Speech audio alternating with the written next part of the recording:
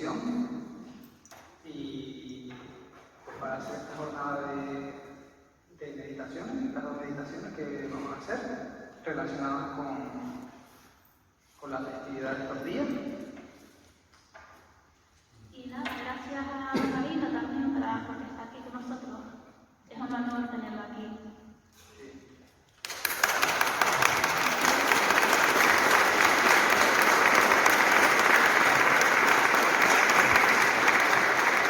Muchísimas gracias a Néstor y a su esposa y a todas las personas que han hecho posible que yo esté acá.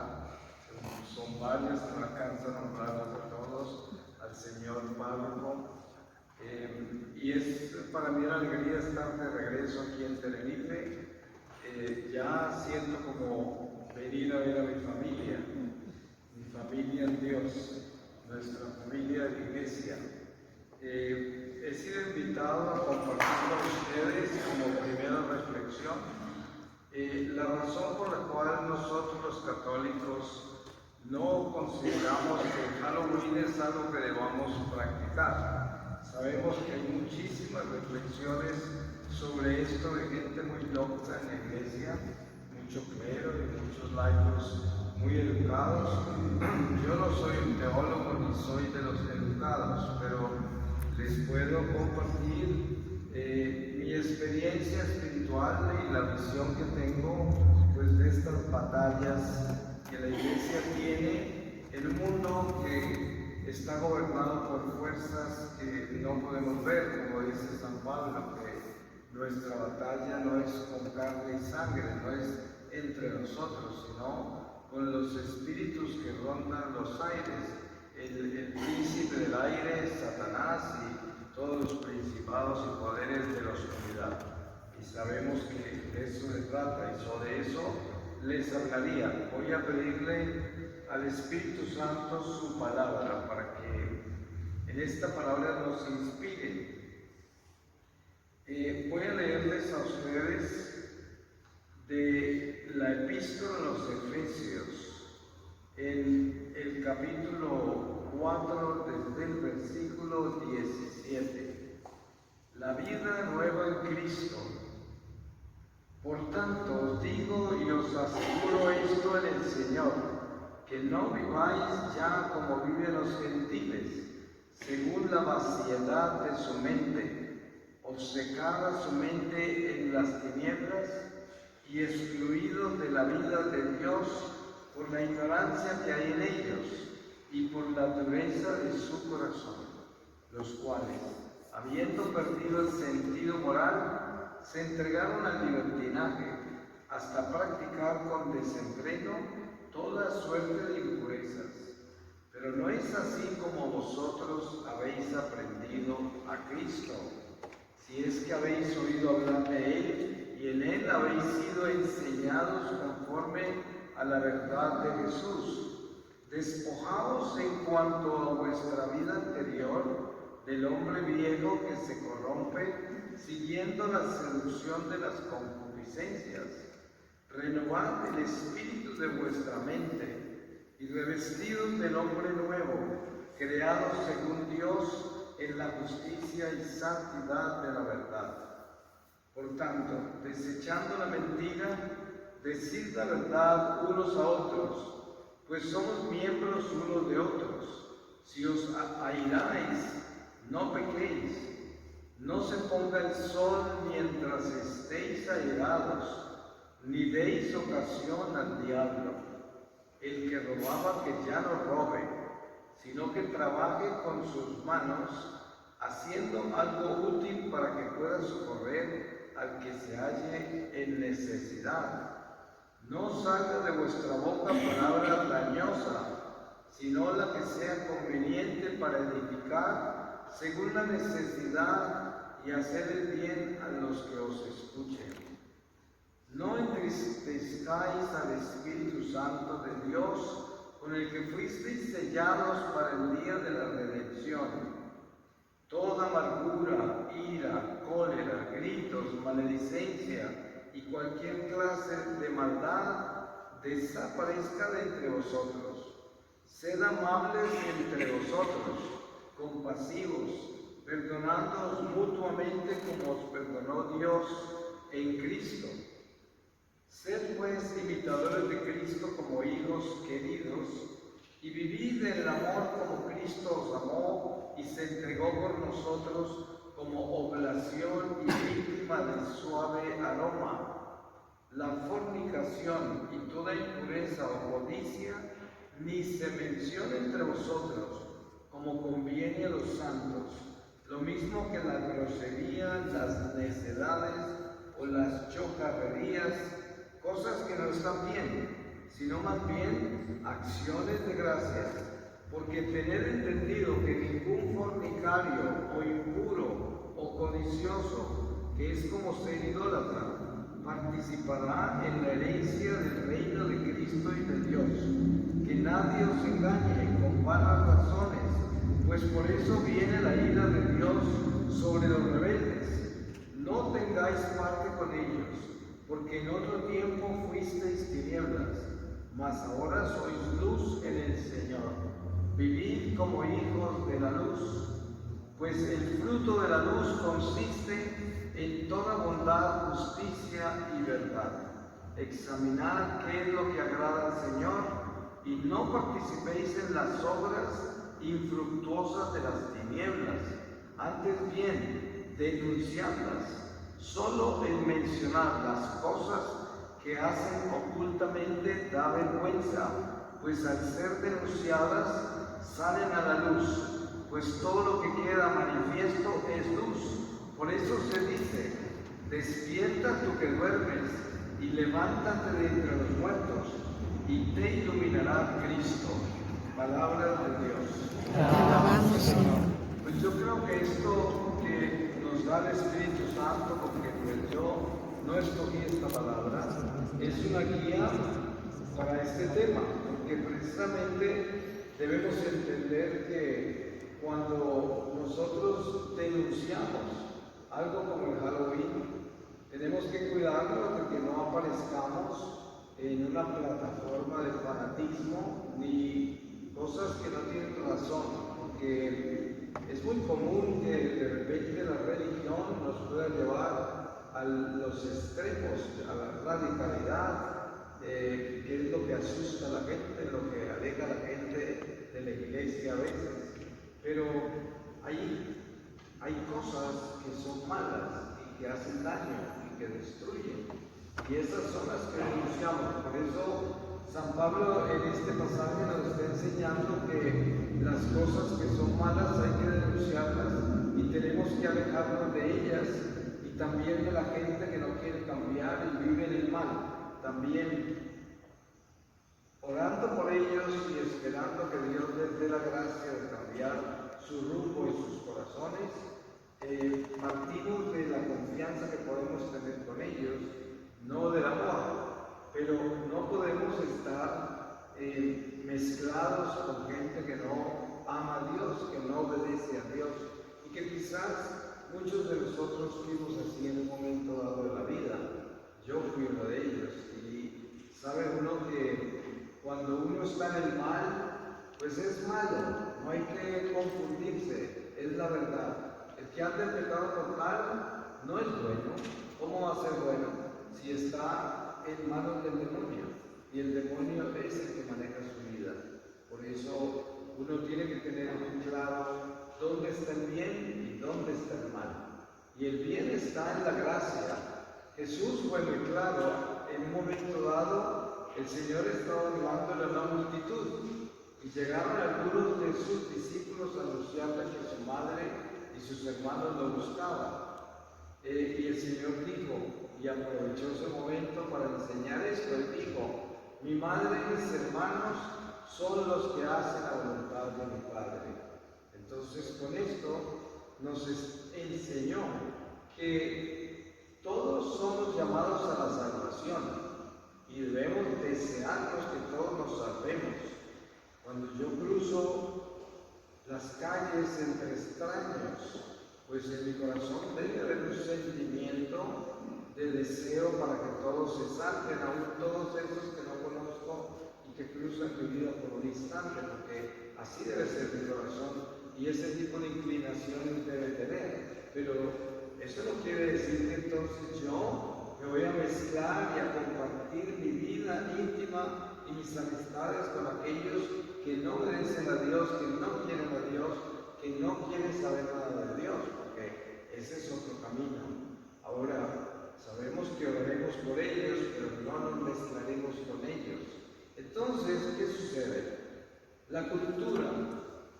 En los años 70, a finales, yo me trasladé de Alemania, donde me eduqué en Hamburgo, como actor y compositor musical, y me trasladé a California, a Los Ángeles. Y ahí comencé mi vida de trabajo en el mundo del entretenimiento. En esos años comenzaba el comercio, porque así comenzó, del famoso Halloween. La venta de todas esas cosas, toda esta parafernalia, que empezaba como mercancía producida por judíos mercaderes, que lo propagaron como propagan todos los productos. Muy astutamente los americanos son maestros en el capitalismo de este tipo de negocios. Y entonces el Halloween comenzó de esa forma, era mercancía, era igual que ellos mismos, esa misma gente, se inventó el día de la secretaria, el día del jefe, el día de la rana, el día del aguado, ¿no? Todos se lo inventaron porque son días en los cuales se vende mercancía, en los cuales masivamente se juega con los sentimientos de la gente. Y así es el comercio, ustedes saben, ¿no? Entonces todo comienza así.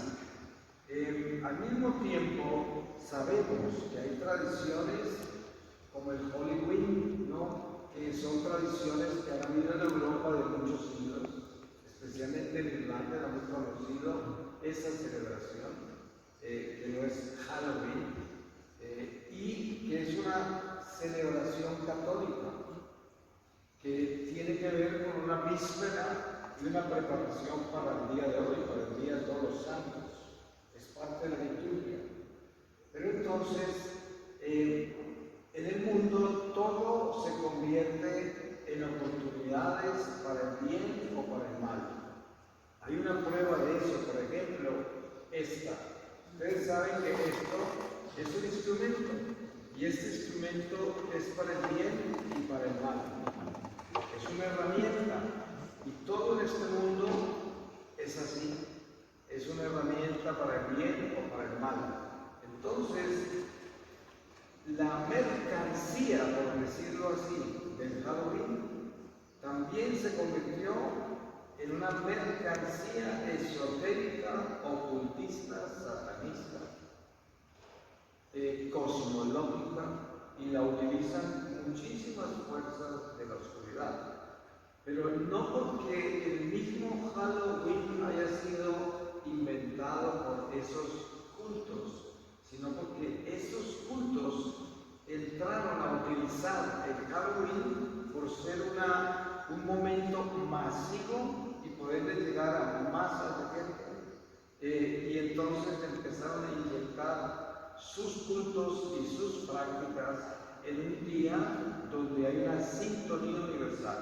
Ustedes saben que en los años 70, cuando yo les narro que comenzó esto en los Estados Unidos, muy pronto esto se comenzó a propagar por el mundo, pero ¿quién lo propagó? Pues los mercaderes, porque se dieron cuenta que era un gran negocio. Entonces todos lo imitaron, todas estas grandes almacenes, todas estas grandes corporaciones de mercaderes comenzaron a propagar el Halloween, porque es una parafernalia masiva que produce billones. Entonces así aparece esta cultura de Halloween, como la cultura del McDonald's y la cultura de todas las cosas que se vuelven masivas, que son corporativas, y que no necesariamente todas son malas, pero son mercancías, son mercancías. Ustedes se dan cuenta de algo, miren, y de mucha gente no se da cuenta. En esa misma época de los 60, 70, la gente protestaba cuando los diseñadores de moda colocaban su nombre en una camisa o en una maleta o en algún artículo. La gente se ofendía. ¿Cómo se atreven a poner el nombre así de grande? Tienen que ponerlo pequeño, y habían hasta leyes que controlaban eso. Y de un momento a otro, ya para los años 80, ya el nombre de ese diseñador, el nombre de esa fábrica se convirtió en moda, el nombre. Entonces la gente, sin darse cuenta, se convirtieron en una propaganda gratis del diseñador y empezaron a llevarse esos nombres marcados en su ropa, por todas partes.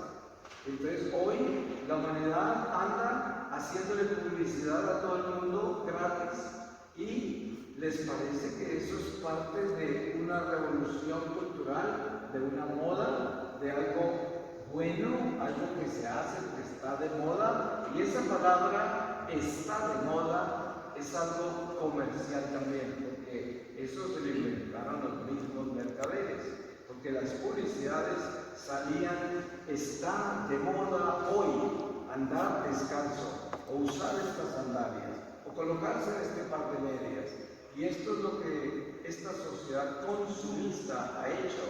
Entonces, la humanidad se convierte en un objeto de este consumismo y ni siquiera se dan cuenta.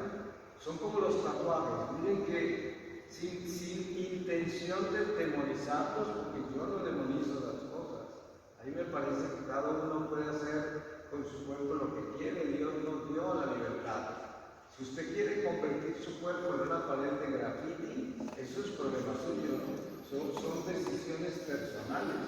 Hay personas que cuidan de su cuerpo y no van a amputar las células con tatuajes. Sin embargo, hay personas que lo hacen y lo disfrutan y les gusta y seguramente se miran mucho en el espejo después de que lo hacen. Pero uno no puede demonizar esas cosas.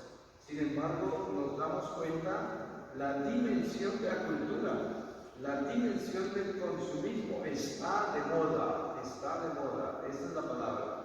Entonces, el Halloween está de moda hace mucho tiempo, hace muchos años ya, y está establecido.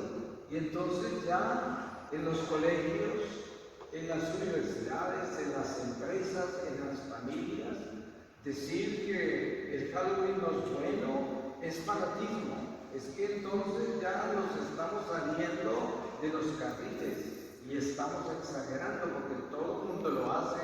¿Y qué hay de malo con disfrazarse de bruja o de demonio o de Tarzán o de lo que sea? ¿Qué hay de malo? Y eso es lo que está de moda. Entonces, lo que sucede detrás de todas estas modas, como la misma música a veces, yo soy compositor y viví de la música muchos años y estaba firmado a la compañía Sony Music de Nueva York, que antes se conocía como CBS Records, y les cuento anécdotas de eso. Nosotros producíamos un disco cada 18 meses y salíamos en una gira de 6 a 8 meses por muchos países a promover el disco. Entre tanto, entre producciones, el productor de la compañía encargado de nosotros, yo tenía un socio con el que escribía, nos llamaba y nos proponía producir música comercial. La nuestra también era comercial, pero música de ascensores, música de supermercados, música para los bares, música para hospitales psiquiátricos, todo este tipo de música, todas tienen una diferente forma de componerse. Y entonces aprendimos de ellos todas las cosas subliminales que utilizan para vender más o para acomodar situaciones en una forma comercial siempre o terapéutica, que de todas maneras es parte de una industria. Entonces, a nosotros, por ejemplo, nos pedían que compusiésemos música para bares, para discos, para sitios donde se baila o se consume mucho alcohol. Entonces, ¿qué hacíamos? Tomábamos música que ya era muy famosa y le cambiábamos el ritmo lo aceleramos unas pautas, unos puntos. Eso tiene un lenguaje musical que no lo vamos a usar ahora porque no hay necesidad. Y entonces, ese cambio que nosotros le dábamos, lo que hace es que la gente consuma más alcohol, porque está viviendo un ambiente de más velocidad. Entonces, la gente consume más alcohol. Ahora, cuando producíamos música para los centros comerciales, todo lo contrario. Lo que hacíamos era disminuir la velocidad de la música y la gente llega en un afán al centro comercial. Pero una vez que entra la música, entonces pierde el afán. Ya queda relajado, ya queda lento, la música lo detiene y ya tiene todo el tiempo para caminar por ese mercado. Obviamente que esto no se aplica a toda la gente, porque no toda la gente tiene esa debilidad de caer en los ambientes de esa forma. Hay gente que es más astuta, ¿no? Pero la gran mayoría de la humanidad actúa casi como zombies, ¿no? En ese aspecto. Y el sistema los manipula. Nosotros producíamos música para todo, y toda esa música estaba hecha a propósito para conquistar estados, espacios, velocidades, ansiedades, o para producir paz, para muchas cosas. Entonces, el Halloween fue producido por comerciantes, pero a esto se le entró el ocultismo, el esoterismo, la magia, el satanismo. Pero ¿saben cómo comenzó a infiltrarse esto? Ustedes se han dado cuenta que en los Estados Unidos hace muchos años está de moda los asesinatos masivos. Y podemos decirlo que está de moda. Ya casi ni lo publican. Todos los días en los Estados Unidos hay un asesinato masivo en algún lugar. En un centro comercial, en un colegio, en un hospital, en una autopista, en un edificio en alguna parte, en todas partes. ¿Y quiénes hacen eso? Siempre, eso no tiene una regla. A veces es un enfermo mental. Después fue una persona que se disgustó con el jefe y mató a todos los compañeros de trabajo. Después fue alguien que no le gusta a su profesora de matemáticas y mató a todos sus compañeros. Y así cambia todo, va cambiando. Ahora, por un lado, está la industria de las armas, que no la controlan, no la quieren terminar. Y el pueblo está armado de una forma increíble y los niños tienen acceso a las armas, los enfermos mentales, mucha gente rara tiene acceso a las armas y por eso existe ese fenómeno. Pero entonces den cuenta que la gente imita esas cosas como una cultura, como una moda, como algo que se hace, algo que se hizo y ya está dentro del sistema. Entonces es como una epidemia y en esa forma se propagan las costumbres de nuestra sociedad consumista. Entonces el Halloween se ha convertido en un producto de consumo y lo utilizan todos a los que les sirven. Y los satanistas lo usan porque al principio el Halloween se comenzó a dañar cuando empezaron a ponerle cuchillas en los dulces a los niños. Yo no sé si ustedes se acuerdan de eso, muchos de ustedes todavía no han nacido, pero por allá en los años 80 en los Estados Unidos, durante el Halloween, comenzaron a aparecer psicópatas, gente loca, que le ponía veneno a los dulces de los niños y le ponían cuchillas y les hacían unos daños increíbles al comerse los dulces. Y entonces empezaron las alarmas de no sacar a los niños a recoger dulces de extraños. Y así comenzó el Halloween como a tomar otra cara, porque empezaron a usarlo psicópatas, enfermos mentales de toda clase, gente loca. Y después, de repente, apareció el satanismo. Apareció que ese día entonces estaban celebrando misas satánicas y empezaron a promoverlas y a propagarlas. Y hoy el satanismo es parte también del Halloween, pero también es parte de los psicópatas, también es parte de aquellos que les gusta disfrazarse, que de todas maneras hay gente que le gusta eso.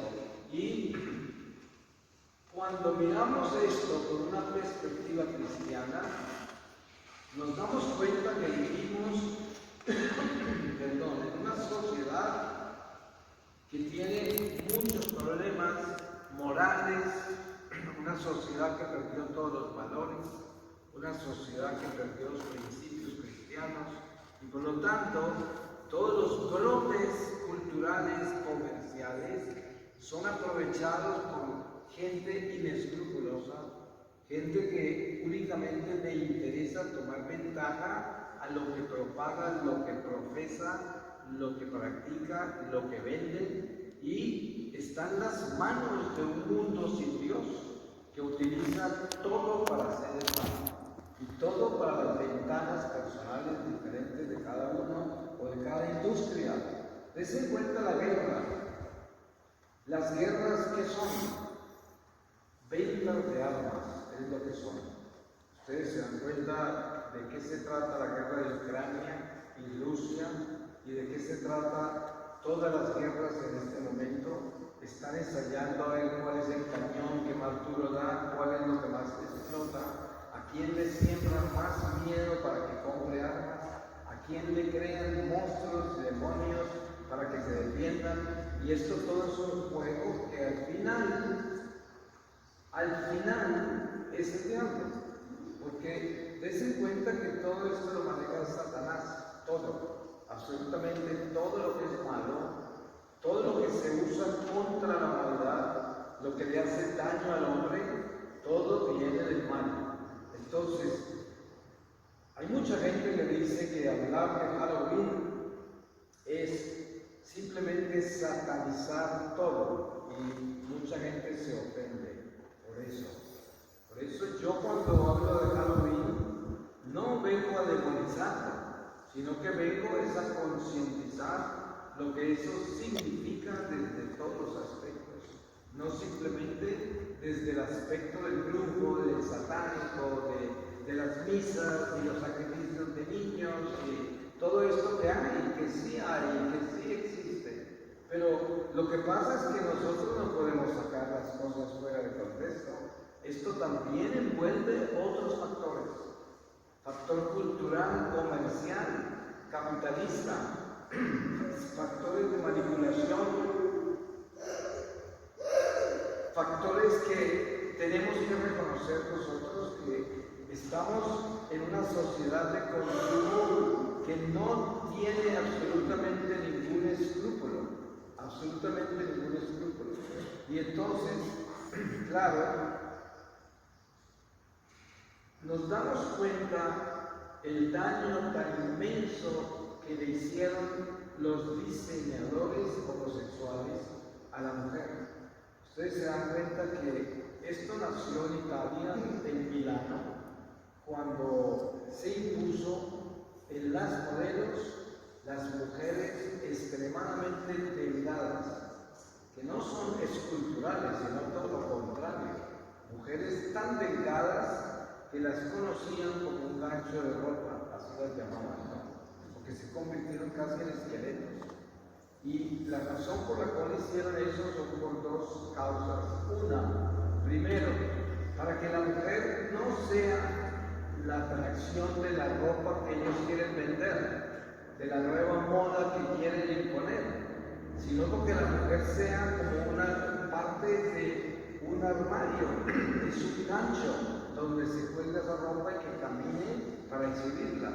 Pero la otra fue un espíritu muy malo que viene del homosexualismo, y es denigrar la mujer, convertirla en un objeto absolutamente denigrante, que es convertir la mujer en algo absolutamente ridículo, porque se convirtió en un objeto completo, ¿no?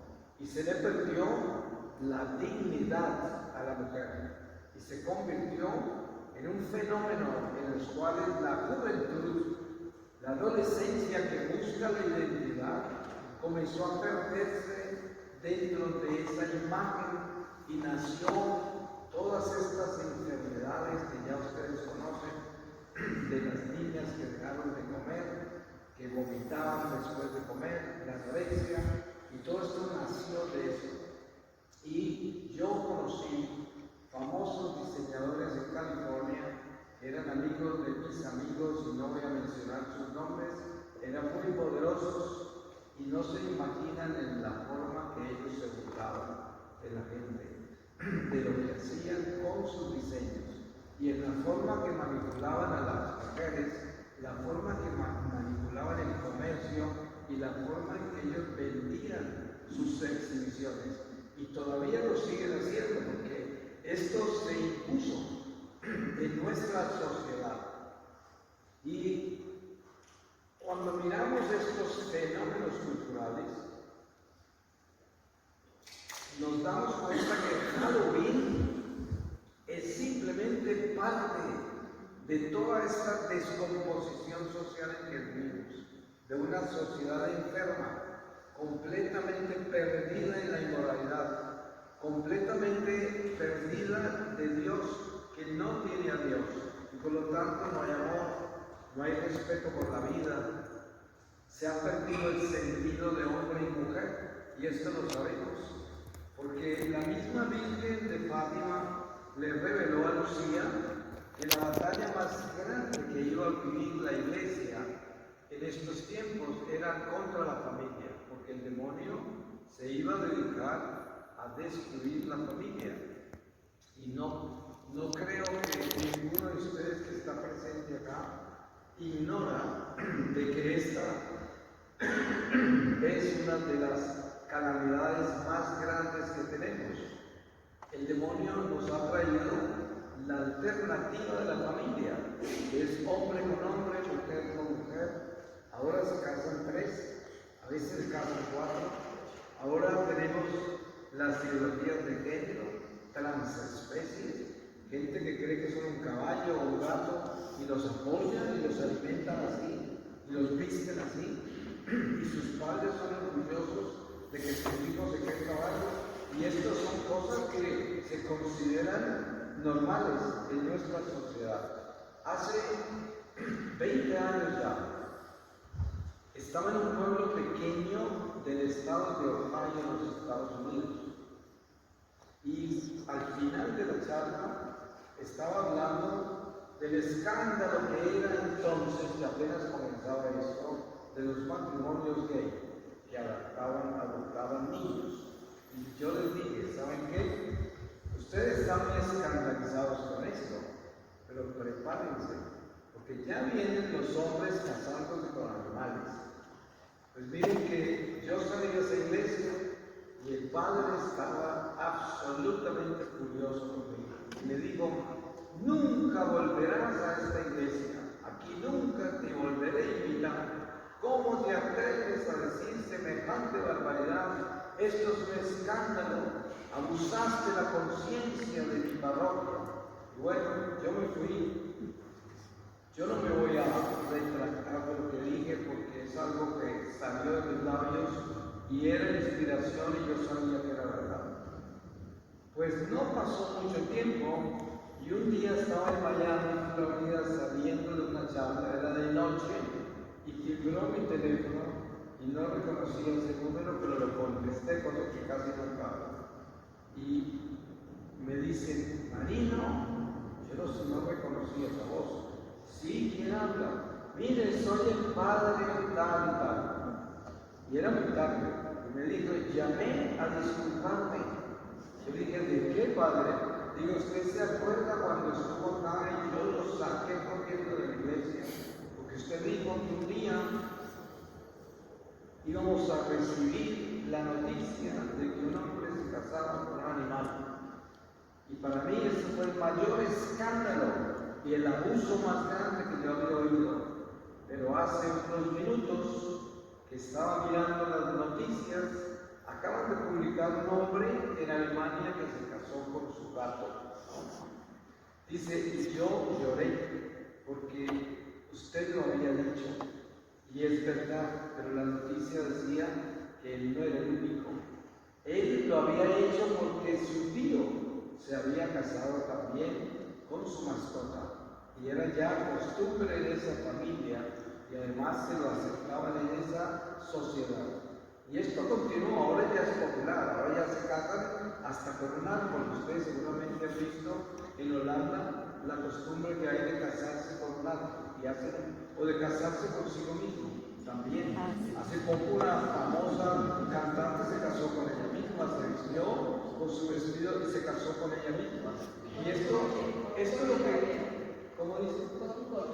Sí, exacto. O sea que lo que sucede, y algo que debemos tener muy claro, es que Satanás es el rey de la confusión. Entonces, ¿qué hace él? Confunde a la gente y la lleva a un estado de confusión que al final a la gente ya no le importa pelear, ya no le importa ya que se casaron con un árbol, pues que sean felices. Y lo otro, que miren que este se casó con un río, pues que aprendan a dar bien para que lo acompañe todo el tiempo, ¿no? Y ya se volvió normal, ya es normal, ya no lo peleamos, ya se dio, así es. Es que es un mundo loco, ya todo lo aceptamos. Eso es lo que quería el diablo, que se nos volviera normal la locura, que se nos volviera normal lo anormal, que se volviera normal el atentar contra los valores, contra el sentido cristiano de la vida, destruirlo, diluirlo, acabarlo. Y miren ustedes, eso lo hace por todas partes. En la iglesia misma, yo viajo por todo el mundo dentro de la iglesia católica. A veces le hablo a gente que no es católica también, sobre todo en el lejano oriente, pero comúnmente entre católicos. En los Estados Unidos y Canadá, tristemente yo he vivido situaciones en las cuales me he dado cuenta que muchísimas de esas iglesias se han protestantizado, porque han diluido la liturgia hasta el punto que nadie se confiesa, todos comulgan, a nadie le importan las tradiciones sagradas de la iglesia ya, porque no se trata de venir a una misa de preceptos, sino venir a misa cuando tengo el impulso y el corazón y el fuego del Espíritu Santo me lleva a la iglesia. Entonces yo voy a la misa, el mes pasado fui todos los miércoles. Qué impulso tan increíble y el fuego que tenía. Ya no es el domingo, ya no es la ley de preceptos, ya no, es lo que el Espíritu inflama en mi corazón. Una iglesia protestantizada, pero normalmente vivida así. Pero esas parroquias, usted va y son las más generosas, sostienen pobres en África, en India, en toda parte, tienen los mármoles más hermosos, la gente es preciosa y hacen cosas maravillosas, pero ya no son católicos, son como protestantes. Pero el engaño, se dan cuenta del engaño, la confusión que hay entre ellos, que se creen buenos católicos, se creen gente que va bien y ya perdieron todo, ya no son católicos y ni se dan cuenta. Y si se les habla de estas cosas a ellos, usted no se puede imaginar lo que me ha tocado vivir a mí, de salir prácticamente chiflado de la iglesia, porque esta gente cree que yo estoy loco, porque entonces voy a hablar de la liturgia, la disciplina litúrgica, lo que la iglesia enseña, y ¿eso qué? ¿Cómo así? Eso ya no es, eso ya pasó, y así es. Esto es lo que el demonio hace. Entonces, eso pasa con el taoísmo. Usted encuentra en los colegios católicos, en las familias católicas, la gente utilizando cosas que no se deben utilizar, que son de naturaleza satánica, porque así como en un almacén de juegos para niños venden la ouija, ustedes saben lo que es eso, ¿no? La ouija, que es espiritismo, y que es ese juego que se invocan con números y todo, por lo cual hay mucha gente posesa. Yo conozco muchos casos de gente que están en clínicas psiquiátricas sometidos a toda clase de tratamientos permanentes porque están posesos, pero la ciencia que no reconoce una posesión simplemente los diagnostica como esquizofrénicos o lo que ellos quieren diagnosticar, pero fue producto del espiritismo. Así como se venden esas tablas Ouija, también se venden toda clase de atuendos que utilizan las brujas de verdad, que utilizan los brujos, que utilizan las misas satánicas y las venden, y muchas veces Halloween ve una gente vestida con esas cosas, porque las venden en cualquier almacén. Entonces, hoy es un día en el que nosotros como católicos debemos establecer muy buenas disciplinas para tener discernimiento de espíritus. Es muy importante eso. Y sobre todo, yo pienso que lo más importante es mantener una disciplina como católicos para obedecer al orden de la Iglesia, a nuestra doctrina, tal y como ha sido dada. ¿Sí? El orden de la disciplina litúrgica. Yo a veces voy a misa y veo que hay gente que no hace absolutamente nada de la disciplina litúrgica. Entonces, viene la elevación del Santísimo, algunos se quedan de pie, otros se arrodillan. Luego viene el Cordero de Dios, unos se quedan de pie, otros se arrodillan. Otros se paran aquí, se sientan allá, o nunca se paran, o nunca se sientan. Y es un desorden que usted está en misa y no sabe qué está haciendo quién. Y los padres, la mayoría, no hacen nada, no dicen nada. Y además, cuando yo hablo con ellos, les pregunto por qué no hacen nada, si la disciplina litúrgica es importante y está escrita específicamente de cómo llevarla. Y los padres dicen, es que si les digo, se van. O sea, es más grande el respeto humano que el temor de Dios. Y por eso hemos perdido el orden católico dentro de la Iglesia. Hemos perdido la liturgia. Y la liturgia nuestra es preciosa. Se conoce como divina liturgia. Y hay una razón por la cual nosotros nos debemos hincar en la misa en determinados momentos. Hay una razón por la cual debemos estar de pie, en otros sentados. Y esto todo tiene un orden. Y si nosotros rescatamos ese orden, nos vamos a dar cuenta de lo importante que era ese orden. Todo lo de Dios es jerárquico. Todo lo de Dios tiene orden. Si ustedes se van al Antiguo Testamento y leen pasajes donde Dios le está dando instrucciones a un profeta para que le diseñe un altar o un templo, se admirarán de la forma meticulosa que Dios ordena esas medidas. Y dice, son 30 centímetros así, 20 así, 5 así, y todo preciso, todo exacto. Y así es la liturgia de nuestra iglesia. Nosotros no somos protestantes. Esto no es un culto donde llegamos a alabar a Dios y a la misa y hacer lo que queramos. Ah, que quiero estar de pie, me quedo de pie. Que siento en el corazón arrodillarme, me arrodillo. No, eso no es así. La iglesia tiene un orden, pero lo hemos perdido completamente. Y por eso mucha gente no tiene el discernimiento de espíritus para darse cuenta que cosas como el Halloween pueden tener veneno, pueden tener acciones totalmente nefastas para los niños, para la familia, para la sociedad, para nuestros colegios, para todo.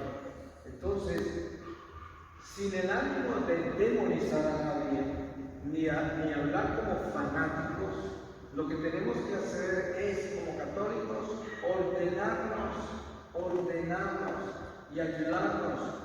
Las parroquias son lugares muy importantes para nosotros y para nuestra familia, porque si nosotros nos unimos al párroco y comenzamos a ordenar la parroquia y hacer las cosas bien, nos vamos a dar cuenta de las bendiciones tan enormes que Dios nos va a dar para todos, para la familia, para el padre, para la parroquia, para la nación. Fíjense ustedes cuánto tienen que orar por España. España es una nación de María, de la Virgen María. Yo nunca he visto, yo me he recorrido 123 países en todos los continentes en esta misión que el Señor me dio.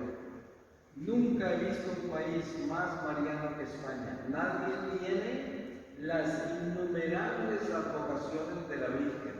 Mire que en una oportunidad estaba en Sevilla y me llevaban para Jerez de la Frontera a una misión. Y cuando salimos de Sevilla estaban en las fiestas de la Virgen, que salen las cofradías que llevaban la Virgen, que venían de no sé qué, y me contaron todo, pero se me olvidó, yo soy muy malo para eso, pero venían cargando a la Virgen, yo no sé desde dónde. Entonces, algunas de las personas que iban conmigo se quejaban de que esas personas de la cofradía ya no iban a misa, ya no tienen nada que ver con la iglesia, solo por tradiciones familiares siempre han sido la cofradía y cargan la Virgen.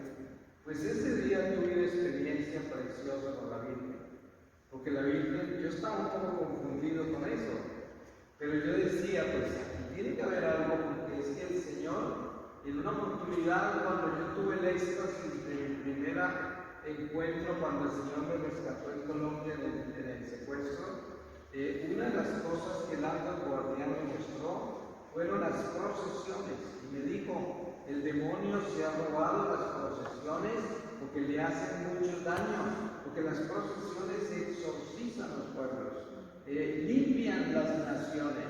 Y entonces ese día la Virgen María puso en mi corazón esto, muy precioso, muy tierno, me dijo, esos son míos, esos que me llevan son míos, esos son míos, y yo no los voy a abandonar. Entonces ella me mostró que a pesar de que el trabajo que hacían esas cofradías no parecía tan católico, porque esa gente no practica, sin embargo, el hecho de sacarla a ella por las calles producía una defensa de batalla espiritual contra el demonio enorme a favor de toda la nación española, no solamente Sevilla, sino toda España, toda la iglesia de España.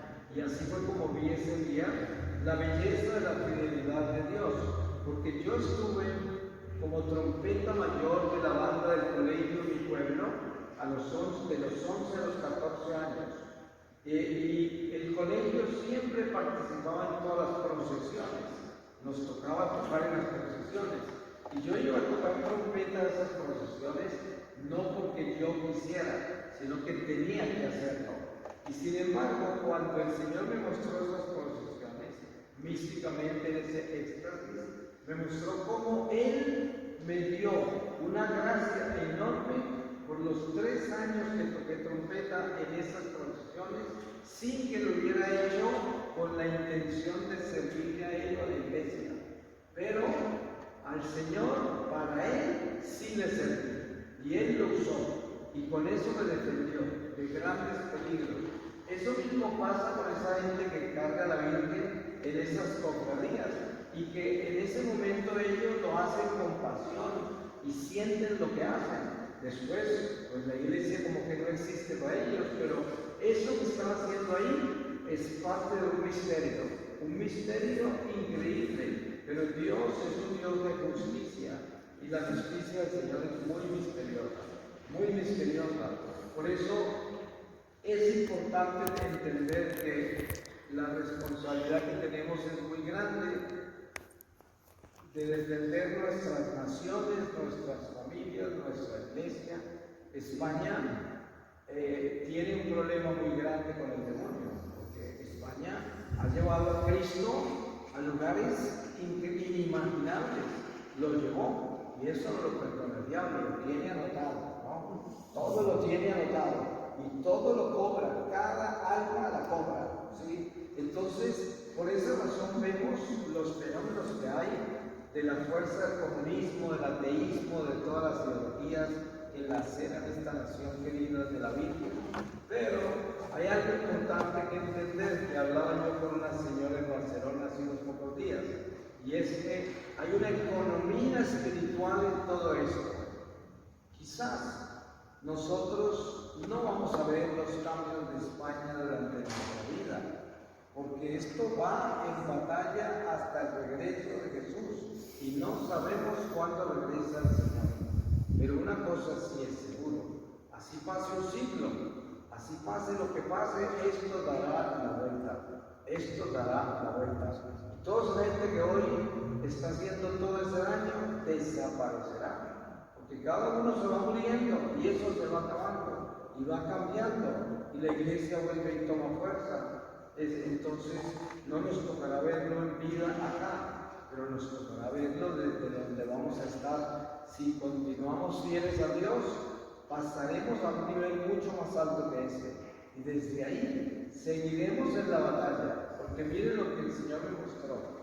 Cuando nosotros estamos en iglesia activos en vida, cuando morimos continuamos activos en un nivel mucho más alto, en una jerarquía más alta y mucho más efectivo, porque esto seguirá hasta el regreso del Señor. Todo el cielo con todos los santos y con todos los ángeles, el purgatorio, todo está en batalla con nosotros hasta el final, por la salvación de las almas. Y debemos tener eso claro, así que no hay que preocuparse cuándo se va a solucionar este problemita con estos ateos, con estos comunistas, sino que lo que debemos hacer es vivir la milicia de nuestra iglesia en este momento que nos tocó. Aquí estamos en misión usted y yo, y tenemos que ser buenos misioneros. Tenemos que llevar nuestra vida con Dios en nuestro corazón, para que la gente que Dios coloca en nuestro camino se llene de Dios por nuestra presencia. Eso es lo que debemos hacer. Y cuando morimos, continuamos, la batalla continúa y estaremos en un nivel mucho más superior y seremos mucho más efectivos en este mundo que lo que somos hoy, si seguimos en paz y en fidelidad a Dios. Voy a terminar con una lectura del profeta Jeremías, capítulo 17, desde el versículo 5, y dice, versículo 3, máximas de sabiduría. Esto dice Yahvé: maldito quien se fía de las personas y hace de las criaturas su apoyo, y de Yahvé se aparta en su corazón. Es como el tamarisco en la Arabá, y no verá el bien cuando viniere. Vive en los sequedales del desierto, en saladar inhabitable. Bendito quien se fía de Yahvé, pues no defraudará su confianza. Es como árbol plantado a la vera del agua, que enraiza junto a la corriente. No temerá cuando llegue el calor, su follaje estará frondoso. En año de sequía no se inquieta, ni deja de dar fruto. El corazón es lo más retorcido, no tiene arreglo. ¿Quién lo conoce? Yo, Yahvé, exploro el corazón, examino el interior de la gente, para dar a cada cual según su conducta, según el fruto de sus obras. Palabras de Dios. Alabamos, Señor. Pues le damos gracias a Dios y lo bendecimos porque Él es bueno y misericordioso, se apiada de nosotros y tiene un plan con nosotros. Y por eso debemos tener tanta alegría en el corazón de que no estamos solos y que todas las dificultades que vivimos en este mundo son pasajeras. Lo que importa es llegar a casa y para eso la condición es ser buenos. Amén. Amén.